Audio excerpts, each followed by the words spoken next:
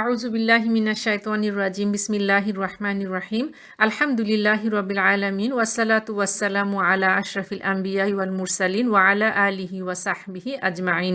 প্রিয় শ্রোতা, আসসালামু আলাইকুম। আজকে আমরা এই পর্বে আল্লাহ রব্বুল আলামিনের সুন্দরতম নাম বা আসমাউল হুসনা থেকে ক্ষমা সংক্রান্ত আরেকটি নাম আল আফু নিয়ে আপনাদের কাছে উপস্থিত হয়েছি। আল আফু নামটি পবিত্র কুরআনে আমরা মোট 5 বার পাই। ফু শব্দটির মূল অক্ষর হলো আইন ফা ওয়া এবং আরবিতে আফা মানে হলো কোনো কিছু এমনভাবে মুছে দেওয়া যে যেন সেটার কোনো অস্তিত্ব কোনোদিনই ছিল না। মরুভূমিতে পথ চলার পর বালুর উপরে যে পদচিহ্নগুলো তৈরি হয়, একটু পরে একটা জোর বাতাস আসলেই সেই পদচিহ্নগুলো মুছে যায়। দেখে আর বোঝা যায় না একটু আগেই এখান দিয়ে কেউ হেঁটে গিয়েছে। অথবা সমুদ্র সৈকতে শখ করে নাম লেখা হয় আর বড় একটা ঢেউ এসে সেটাকে ধুয়ে মুছে নিয়ে যায়, একটু আগের লেখাটা নিশ্চিহ্ন হয়ে যায়। আরবিতে বালু থেকে বাতাসে পায়ের ছাপ মুছে যাওয়ার জন্য আফা শব্দটা ব্যবহার করা হয়। এইভাবেই যিনি বান্দার আমলনামা থেকে পাপ মুছে ফেলেন তিনি আল্লাহ রব্বুল আলামিন আল আফু, বাংলায় যার অনুবাদ করা হয়েছে পাপ মার্জনাকারী বা গুনাহ মোচনকারী। আমরা নিশ্চয়ই জানি যে আল্লাহ রব্বুল আলামিন আল গফুর বা পরম ক্ষমাশীল। গফারা অর্থ গুনাহটাকে লুকিয়ে ফেলা এবং সেটার জন্য শাস্তি না দেয়া। আল্লাহ রব্বুল আলামিন সমস্ত তুলনার ঊর্ধ্বে, ওয়ালিল্লাহিল মাসালুল আলা। শুধু বোঝার জন্য একটা উপমা দিই যে অ্যাক্সিডেন্ট হয়েছে কিন্তু একটা হেলমেট ক্ষতির হাত থেকে বাঁচিয়েছে। এইভাবে যদি আল্লাহ রব্বুল আলামিনের মাগফিরাকে বুঝি, তাহলে আল্লাহ রব্বুল আলামিনের আফা হলো এমন যেন কোনো অ্যাক্সিডেন্টই হয়নি। হজরত ইবনে উমর রাদিয়াল্লাহু তাআলা আনহু থেকে বর্ণিত, রাসূলুল্লাহ সাল্লাল্লাহু আলাইহি সাল্লাম বলেন, নিশ্চয়ই আল্লাহ তাআলা তার এক মুমিন বান্ধাকে কাছে ডেকে নিবেন, অতঃপর তার উপর আল্লাহ পর্দা রেখে তাকে আবৃত করা হবে। তখন আল্লাহ তাআলা বলবেন, তুমি কি এই গুনাহ সম্পর্কে জানো? তুমি কি এই গুনাহ সম্পর্কে জানো? বান্দা বলবে, হে আমার প্রতিপালক, হ্যাঁ। যখন তার গুনাহ সব প্রমাণিত হয়ে যাবে এবং সে নিজের সর্বনাশ অবলোকন করতে শুরু করবে, তখন আল্লাহ তাকে বলবেন, আমি দুনিয়ায় তোমার এই পাপের কথা গোপন রেখেছিলাম আর আজ এই গুনাহ ক্ষমা করে দিলাম। এখানে আল্লাহ তার বান্দাকে ক্ষমা করে দিলেন, এটা আল্লাহর মাগফিরাহ। তবে বান্দার আমল নামায় গুনাহ কিন্তু তখনও লেখা আছে। কিন্তু আলেমরা বলেন আল্লাহ আল আফু হলেন মার্জনাকারী। তিনি এমনভাবে আমাদের পাপ মুছে দিতে পারেন যে বিচার দিবসে সেটা আর আমল নামায় লেখায় থাকবে না। এটা হচ্ছে আলেমদের মতে আল্লাহর নাম আল আফু, এর অর্থ সুবহান আল্লাহ, কত না মহান সে রব। আল্লাহ রব্বুল আলামিনের আল আফু নামটি পবিত্র কুরআনে বিশেষ্য হিসেবে এসেছে মোট 5 বার এবং তার মধ্যে 4 বার এসেছে আল গফুর নামটির সাথে, একবার এসেছে আল কদির নামটির সাথে। সূরা নিসায় এসেছে 3 বার এই নামটি। আমরা দেখি সূরা নিসার 43 নম্বর আয়াতে আল্লাহ রব্বুল আলামিন বলছেন, আউযু বিল্লাহি মিনাশ শাইতানির রাজিম, ইন্নাল্লাহা কানা আফুয়ান গফুরা। আল্লাহ নিশ্চয়ই পাপ মোচনকারী, ক্ষমাশীল। এরপরে 99 নম্বর আয়াতে আল্লাহ বলছেন, আসাল্লাহু ইয়াফুয়া আনহুম ওয়া কানা আল্লাহু আফুয়ান গফুরা। আশা আছে যে আল্লাহ তাদেরকে ক্ষমা করবেন এবং আল্লাহ গুনাহ মোচনকারী, বড়ই ক্ষমাশীল। পবিত্র কুরআন মজিদে আল্লাহ মার্জনা বা আফা শব্দটা ব্যবহার করেছেন খুব বড় বড় এবং ভয়ানক পাপের ক্ষমা করার পরিপ্রেক্ষিতে। এখানে শুধু আমরা একটা উদাহরণ মনে করতে পারি, এটা উহুদ যুদ্ধের পরিপ্রেক্ষিতে। কিছু সাহাবীর ভুলের জন্য সেদিন মুসলমানদেরকে অনেক চড়া মূল্য দিতে হয়েছিল। ক্ষয়ক্ষতির পরিমাণ ছিল ভয়াবহ। এই ক্ষেত্রে আল্লাহ যে সব সাহাবীকে ক্ষমা করে দিলেন সেটা বলার জন্য আফা শব্দটা ইউজ করেছেন। সূরা আলী ইমরানের 155 নম্বর আয়াতের অনুবাদে এই ঘটনাটা এসছে, আমি অনুবাদটা পড়ছি।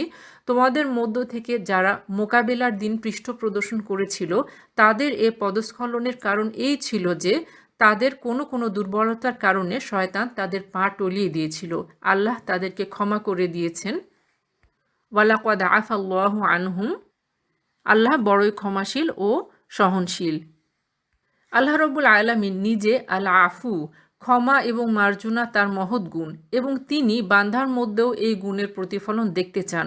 কুরআনে আল্লাহ বহু স্থানে এটা আমাদেরকে তাগিদ দিয়েছেন ও উৎসাহিত করেছেন। কয়েকটা উদাহরণ আমরা কুরআন থেকে উল্লেখ করব। সূরা বাকারার 237 নম্বর আয়াতে যেখানে স্বামী স্ত্রীর বিচ্ছেদ সংক্রান্ত নীতিমালাগুলো আল্লাহ বর্ণনা করছেন, সেই পরিপ্রেক্ষিতে আল্লাহ বলছেন ওয়া আন তা'ফু আকরাবু লিত-তাকওয়া, অর্থাৎ ক্ষমা করাই তাকওয়ার অধিক নিকটবর্তী, অথবা অন্য কথায় বলতে গেলে মার্জনার মাধ্যমেই তাকওয়া জিনিসটা পরিপূর্ণ হয়। সূরা শুরার 40 নম্বর আয়াতে আল্লাহ বলছেন, অন্যায়ের প্রতিবিধান হলো অনুরূপ অন্যায়, অতঃপর যে ক্ষমা করে এবং সমঝোতা করে তার প্রতিদান দেয়া আল্লাহর জিম্মায়। সীমালঙ্ঘনকারীকে আল্লাহ পছন্দ করেন না। এখানে আমি বাংলায় বললাম ক্ষমা করা এবং সমঝোতা করা, আরবিতে আল্লাহ রাব্বুল আলামিন ইউজ করেছেন ফামান আফা ওয়া আসলাহা। তো এই যে দুইটা শব্দের পেয়ার আফা ওয়া আসলাহা, আফা ওয়া আসলাহা, এটা কুরআনে কিন্তু বারবারই আসছে, মার্জনা করা এবং সমঝোতা করা। তো এটা হলো ইসলামের ন্যায় বিচার পদ্ধতির একটা গুরুত্বপূর্ণ মূলনীতি। আদালতে বিচারের ক্ষেত্রে ক্ষতির সমপরিমাণ ক্ষতিপূরণ চাওয়ার অধিকার মানুষের, এটা ন্যায্য অধিকার, এটা সে দাবি করতে পারবে। কিন্তু কেউ যদি নিজে থেকে ক্ষমা করে এবং সমঝোতা করে, সেটাকে আল্লাহ বলছেন যে তার প্রতিদান এত বড় যে তার প্রতিদান স্বয়ং আল্লাহর জিম্মায়। সূরা নূরের 22 নম্বর আয়াতটা আমরা এখানে স্মরণ করতে পারি। বাংলাটা বলছি, তোমাদের মধ্যে যারা মর্যাদা ও প্রাচুর্যের অধিকারী তারা যেন শপথ না করে যে তারা আত্মীয় স্বজন, মিসকিন এবং আল্লাহর পথে হিজরতকারীদের সাহায্য করবে না। তারা যেন তাদেরকে ক্ষমা করে এবং তাদের ত্রুটি বিচ্যুতি উপেক্ষা করে। তোমরা কি পছন্দ করো না যে আল্লাহ তোমাদেরকে ক্ষমা করে দিন? আল্লাহ বড়ই ক্ষমাশীল, বড়ই দয়ালু। এই আয়াত নাজিলের প্রেক্ষাপট হয়তো আমাদের জানা আছে। এই আয়াত আল্লাহ নাজিল করেন হজরত আবু বকর রাদিয়াল্লাহু তাআলা আনহুর উদ্দেশ্যে, যখন তিনি একজন আত্মীয় তার পরিবারের বিরুদ্ধে অনেক বড় একটা অপরাধ করায় মনে কষ্ট পেয়েছিলেন এবং বলেছিলেন যে সেই আত্মীয়কে এতদিন পর্যন্ত তিনি যে মাসিক ভাতা দিয়ে আসছেন তা দেয়া বন্ধ করে দিবেন।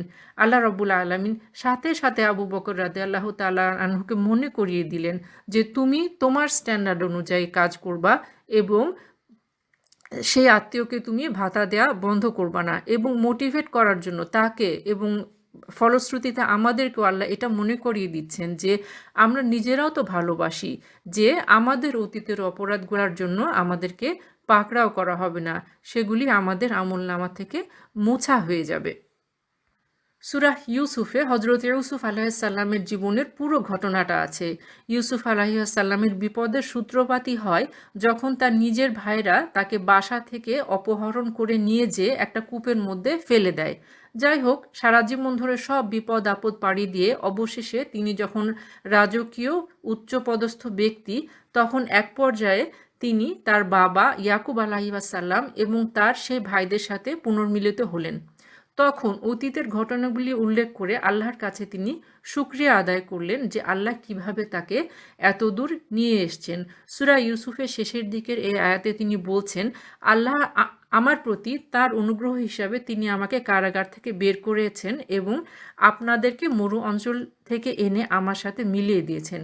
আসলে আমার রব সূক্ষ্ম ব্যবস্থাপনার মাধ্যমে তার ইচ্ছা পূর্ণ করেন। সুবহানাল্লাহ। এখানে আমরা খেয়াল করি যে কুয়াতে নিক্ষিপ্ত করার ঘটনাটা কিন্তু তিনি বললেনই না, কিন্তু তিনি তো এই ঘটনাটা ভুলে যাননি, তাই না? ভাইয়েরা যেহেতু সামনে উপস্থিত আর তারাই যেহেতু তাকে কুয়ার মধ্যে নিক্ষেপ করেছিল, সেই জন্য তাদেরকে বিব্রত না করার জন্য তিনি এই ভদ্রতার পরিচয় দিলেন। তো রাসূলুল্লাহ সাল্লাল্লাহু আলাইহি ওয়াসাল্লাম ইউসুফ আলাইহিসসালামের এই মহান ক্ষমাশীলতাকে স্মরণ করেছিলেন খুব বড় একটা দিনে, সেটা ছিল মক্কা বিজয়ের দিন। তিনি বলেছিলেন, শোনো, আমি তোমাদেরকে সে কথাই বলছি যেই কথা ইউসুফ তার ভাইদেরকে বলেছিলেন, তোমাদের প্রতি আজ আর কোনো অভিযোগ নেই। এই গুণ অর্জন করা যেমন কঠিন, এর মর্যাদাও সেরকমই উচ্চ। আমরা যদি আমাদের চরিত্রে এই গুণের প্রতিফলন আনতে চাই, তাহলে সব সময় নিজেদের নফস বা ইগোর সাথে আমাদেরকে সংগ্রাম বা চেষ্টা চালিয়ে যেতে হবে এবং আল্লাহর কাছে চাইতে হবে যে আল্লাহ, তুমি আমার মন থেকে অভিযোগ, অনুযোগ, কষ্ট দূর করে দাও, মুছে দাও। কারো কাছ থেকে মনে কষ্ট পেলে তাকে ক্ষমা করা যদি কঠিন হয়, তাহলে আমরা এইভাবে ভাবতে পারি যে আমরাও তো আল্লাহর ক্ষমারই মুখাপেক্ষী। আল্লাহই তো বলেছেন যে তোমরা কি ভালোবাসো না যে তোমাদেরকে আমি ক্ষমা করি? এইভাবে বারবার ভাবলে আল্লাহ আমাদের জন্য অন্যকে ক্ষমা করা সহজ করে দিবেন। আমাদের এইটা বলা উচিত হবে না যে নবী রসুল সিদ্দিকদের মতো উচ্চ পর্যায়ে তো আমরা উঠতে পারবো না। না, এটা আমরা বলবো না, কারণ তারা আমাদের জন্য উদাহরণ এবং আল্লাহ তো আমাদেরকে সেই পথ অনুসরণ করতেই উৎসাহিত করেছেন। তবে এখানে একটি বিষয় উল্লেখ না করলেই না, সেটা হচ্ছে ক্ষমা মার্জনা একটা বিষয়, আর কিভাবে আমি নিজেকে অন্যের ক্ষতির হাত থেকে বাঁচিয়ে চলবো সেটা কিন্তু অন্য বিষয়। কাউকে ক্ষমা করার অর্থ এটা না যে নিজেকে আবার তার পক্ষ থেকে ক্ষতির মুখে ঠেলে দেওয়া। এই দুইটা বিষয়ের মধ্যে একটা স্পষ্ট সীমারেখা আছে, তবে সেই আলোচনা অনেক ব্যাপক, যা আজকে আমাদের পরিসরের বাইরে। সারা বছরের মধ্যে রহমত, বরকত, মাগফিরাতের দিক থেকে শ্রেষ্ঠ মাস রামাদান, আর তার মধ্যেও শ্রেষ্ঠতম হচ্ছে শেষ 10টি রাত, যেখানে আমরা পবিত্র লাইলাতুল কদর তালাশ করি। রাসূলুল্লাহ সাল্লাল্লাহু আলাইহি ওয়াসাল্লাম আল্লাহ রবুল আলামিনের আল আফু নামটিকে এই লাইলাতুল কদরের সাথে সম্পৃক্ত করেছেন। তিরমিজি শরীফ থেকে বর্ণিত একটা হাদিসে হজরত আয়েশা রাদিয়াল্লাহু তাআলা আনহা বলেন, হে আল্লাহর নবী, যদি আমি লাইলাতুল কদর পেয়ে যাই তবে কি বলবো? তিনি সাল্লাল্লাহু আলাইহি ওয়াসাল্লাম বললেন, বলবে আল্লাহুম্মা ইন্নাকা আফুউন কারীমুন তুহিব্বুল আফওয়া ফাআফু আন্নি। অর্থাৎ, হে আল্লাহ, আপনি উত্তম মার্জনাকারী, মার্জনা করতে ভালোবাসেন, তাই আমাকে মার্জনা করে দিন। কত কিনা চাওয়ার আছে আমাদের, চাওয়ার লিস্ট অনেক বড়। আর চাইবো নাই বা কেন, আল্লাহর কাছেই তো চাইবো। কিন্তু রাসূলুল্লাহ সাল্লাল্লাহু আলাইহি ওয়াসাল্লাম আমাদেরকে শিখিয়েছেন কোন জিনিসটা চাওয়া এই বিশেষ রাতে সব থেকে বেশি ইম্পর্টেন্ট। এই রাত হলো উচ্চাকাঙ্ক্ষার রাত, আশার রাত। আল্লাহর মাগফিরা আকাশ ও পৃথিবী পর্যন্ত বিস্তৃত, কিন্তু তার থেকে উচ্চতর পর্যায় হলো তার আফা, তার মার্জনা বা পাপ মোচন। কদরের এই শ্রেষ্ঠতম রাতে আল্লাহর রসুল তাই আমাদেরকে আল্লাহর এই নামটা ধরে তার কাছে মার্জনা চাইতে বলেছেন।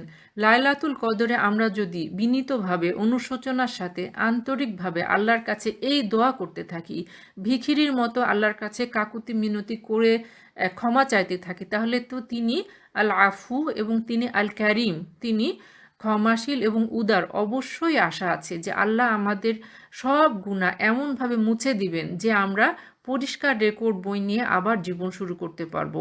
সুবহানাল্লাহ, এই সুযোগ না নিয়ে আমরা কিভাবে থাকতে পারি? অবিরত জিকির এবং দোয়ায় নিয়োজিত থাকুক আমাদের অন্তর, সিক্ত থাকুক আমাদের জিহ্বা। আল্লাহুম্মা ইন্নাকা আফুন কারীমুন তুহিব্বুল আফওয়া ফাআফু আন্নি। সুবহানাকা আল্লাহুম্মা ওয়া বিহামদিকা ওয়া আতুবু ইলাইক। আসসালামু আলাইকুম ওয়া রাহমাতুল্লাহ।